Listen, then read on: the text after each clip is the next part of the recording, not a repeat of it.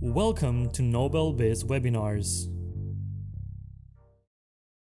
I get a lot of questions from customers, right? Some of these customers are CCaaS or UCaaS providers. Some of them are call centers, and they're saying, "I need to comply with this law, this Trace Act thing. I have to comply. We need to make sure we comply." Can you give just a little bit of insight into that piece of it of saying, who's the one who needs to comply with what? Right. So to your point, I'm going to start with the voice service providers, which, this is where the ultimate responsibility and the enforcement from the FCC will be focused. So whether you are an originating or terminating voice service provider, you should already have your plan in place to either implement STIR/SHAKEN or a reasonable robocall mitigation plan by that date you mentioned, June 30, 2021.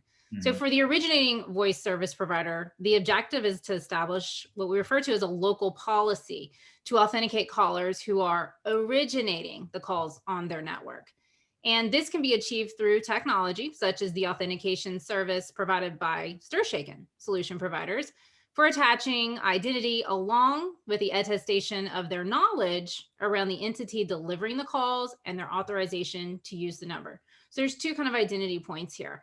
The originating service providers will actually kind of be raising their hand to say, I'm the one putting this call on the network.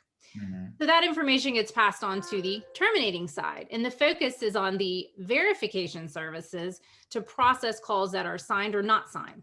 And this is where decisions, which is, I think this is the area that businesses, call centers are more focused on, is on the terminating side, because decisions are going to need to be made around whether or not to deliver an unsigned call, what to present to the subscriber based on the attestation level, or really do nothing at this point in time and simply just deliver the call. So you might be asking, like, what's gained with the do nothing approach? And I just want to state that, the terminating carrier will have a record of identity of who delivered the call should their analytics flag the call as fraud.